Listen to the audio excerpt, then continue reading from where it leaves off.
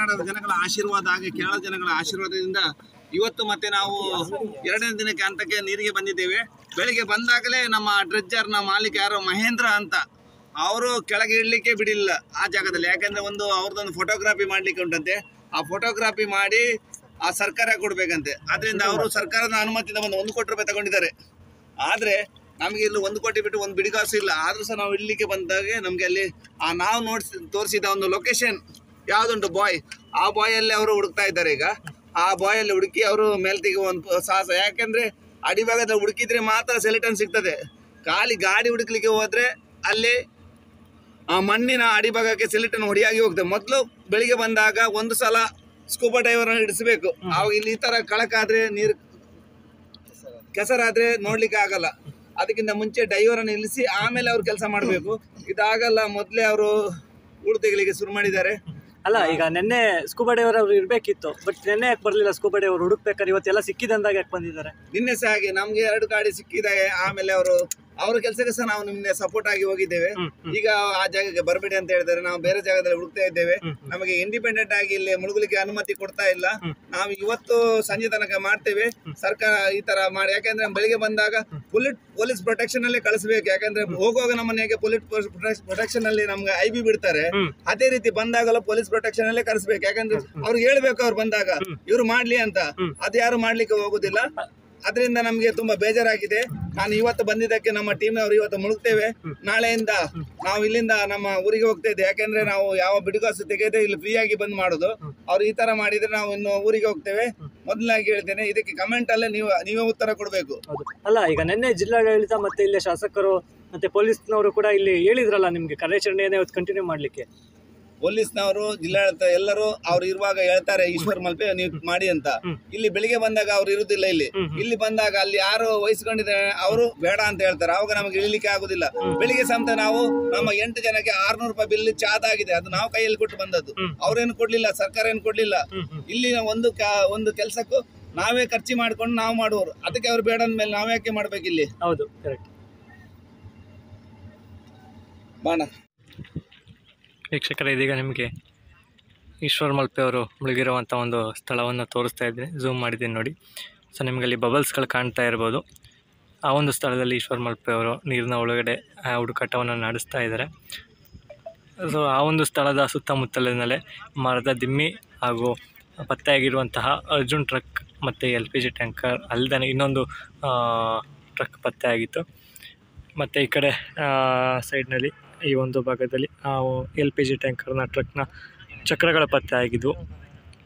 ಅರ್ಜುನ್ ಲಾರಿಯಲ್ಲಿದ್ದಂತಹ ಒಂದು ಮರದ ದಿಮ್ಮಿ, ಅಕೇಶಿಯ ಮರದ ಒಂದು ದಿಮ್ಮಿ ಇಲ್ಲಿ ಪತ್ತೆಯಾಗಿತ್ತು. ಆ್ಯಂಡ್ ದೆನ್ ಇಲ್ಲಿ ಮತ್ತೊಂದು ಲಾರಿಯ ಅಥವಾ ಯಾವ ವಾಹನ ಅಂತ ಗೊತ್ತಿಲ್ಲ, ಇಲ್ಲಿ ಒಂದು ಕ್ಯಾಬಿನ್ ಪತ್ತೆಯಾಗಿತ್ತು.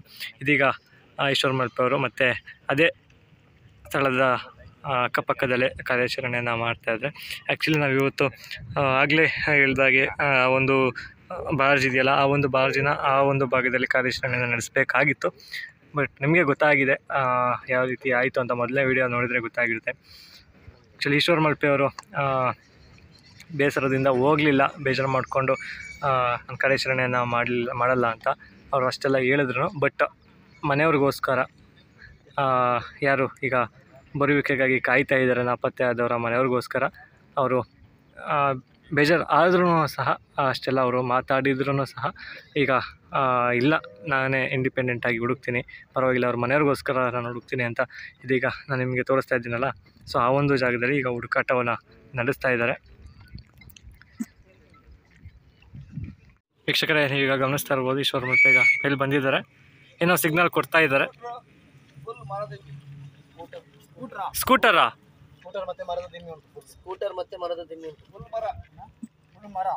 ಮರದ ದಿಮ್ಮಿ ಯಾವುದು? ಅಕೇಶಿಯ ಮರನಾ? ನೆನ್ನೆ ಸಿಕ್ತಲ್ಲ, ಆ ರೀತಿ ಇದಾ? ವೀಕ್ಷಕರೇ, ಇದೀಗ ನಿಮಗೆ ಕೇಳಿಸ್ತಾ ಅಂತ ಅಂದ್ಕೊಂಡಿದ್ದೀನಿ. ಸೊ ಈಶ್ವರ್ ಮಲ್ಪೆ ಅವರು ಈಗ ನೆನ್ನೆ ಏನು ಮರದ ದಿಮ್ಮಿ ಸಿಕ್ತು ಅದೇ ರೀತಿಯಾದ ಹಲವು ಮರದ ದಿಮ್ಮಿಗಳು ಈಗ ನೀರಿನ ಒಳಗಡೆ ಅಂತ ಇದೆ ಅಂತ ಹೇಳಿದ್ದಾರೆ. ಅದರ ಜೊತೆಗೆ ಒಂದು ಸ್ಕೂಟರ್ ಸಹ ನೀರಿನ ಒಳಗಡೆ ಇದೆ ಅಂತ ಹೇಳ್ತಾ ಇದ್ದಾರೆ. ಸೊ ಗಮನಿಸ್ಬೋದು.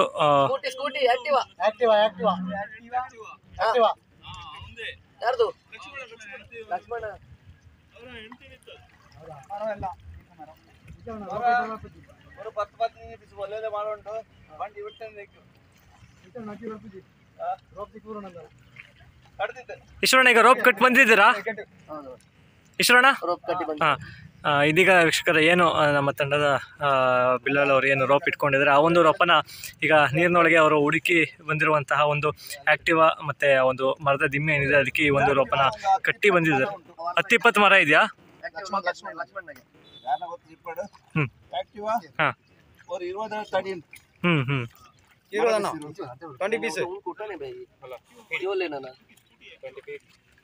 ಈಶ್ವರಣ್ಣ ಈಗ ನೀರಿನೊಳಗೆ ಹೋಗಿ ಬಂದ್ರೆ ಅಲ್ಲಿ ಈಗ ಎಲ್ಲರೆಡೆ ಆಕ್ಟಿವಾ ಮತ್ತೆ ದಿಮ್ಮಿ ಸಿಕ್ಕಿದೆ ಅಂತ ಒಳ್ಳೇದಕ್ಕೆ ಆಗೋದು. ಆ ಕಡೆ ಬಿಡ್ಲಿಲ್ಲ, ಮತ್ತೆ ಈ ಕಡೆ ಬಂತು. ನಾವು ಈ ಕಡೆ ಬಂದಾಗ ಇಲ್ಲಿ ಒಂದು ಆಕ್ಟಿವ್ ಹೊಂಡ ಯಾವ ಕಲರ್ ಅಂದ್ರೆ ಗ್ರೇ ಕಲರ್, ಈ ಕಲರ್ ಬರ್ತದೆ, ಪಿಂಕ್ ಕಲರ್ ಬರ್ತಲ್ಲ, ಪಿಂಕ್ ಕಲರ್ ಆಕ್ಟಿವ್. ಮತ್ತೊಂದು 20 ಪೀಸ್ ಮರದ ದಿಂಬಿ ಇದೆ ಅಲ್ಲಿ ಅಡಿಭಾಗದಲ್ಲಿ. ನಂಗೊಂದು ಸುಮಾರು ಒಂದು 5-6 ಪೀಸ್ ಸಿಕ್ತು, ಇನ್ನೂ ಸಹ ಇದೆ. ಆ ಮಣ್ಣು ತೆಗೆದ್ರೆ ಎಲ್ಲ ಮರ ಎಷ್ಟು ಅಂತ ಗೊತ್ತಾಗ್ತದೆ. ಅವ್ರು ಮಾಡೋದಕ್ಕಿಂತ ನಮ್ಗೆ ಅಲ್ಲಿ ಬೆಳಿಗ್ಗೆನೆ ಬಿಡ್ಲಿಲ್ಲ, ಬೇಜಾರಾಯ್ತು. ದೇವರೆಲ್ಲಾದ್ರೂ ಒಂದು ಕಡೆ ಬರ್ತಾನೆ, ಸಕ್ಸಸ್ ಆಗಿದೆ. ಅಲ್ಲಿಗ ಸಿಲಿಟನ್ ಸಿಕ್ಕಿಲ್ಲ, ಆ ಜಾಗ ಆಕ್ಟಿವ್ ಆಗಿ ಕಟ್ಟಿಟ್ಟಿದ್ದೇವೆ. ಆ ಆಕ್ಟಿವ್ ಇರೋ ಜಾಗದಲ್ಲೇ ಮರಗಳು ಉಂಟು, ದೊಡ್ಡ ದೊಡ್ಡ ಸುಮಾರು 5 ಅಡಿ ಮರ, ಎಲ್ಲ ಆಕೇಶಿ ಮರ ಉಂಟು. ಎಲ್ಲ ರೌಂಡ್ ಆಗಿ ಕಟ್ ಪೀಸ್ ಆಗಿದೆ, ರಾಶಿ ಇದೆ. ಈಗ ನೀವು ರೋಪ್ನ ಕಟ್ಟಿ ಬಂದಿದ್ದೀರಲ್ಲಿ, ಈಗ ಆಕ್ಟಿವ್ ಆಗಿ ಕಟ್ಟಿ ಬಂದಿದ್ದೀವಿ.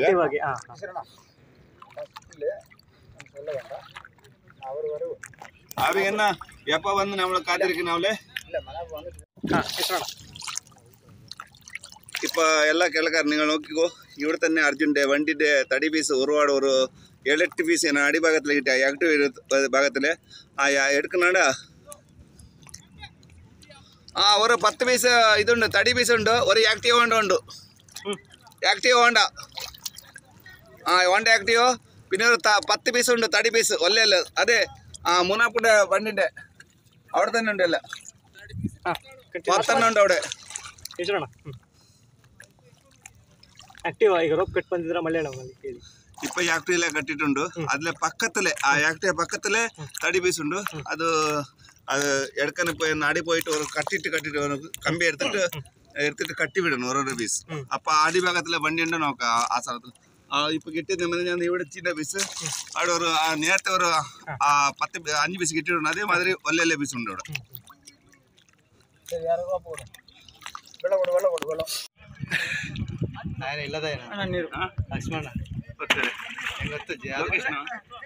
ಯಾರಿದೆ ಅಣ್ಣ, ಯಾರಿದೆ?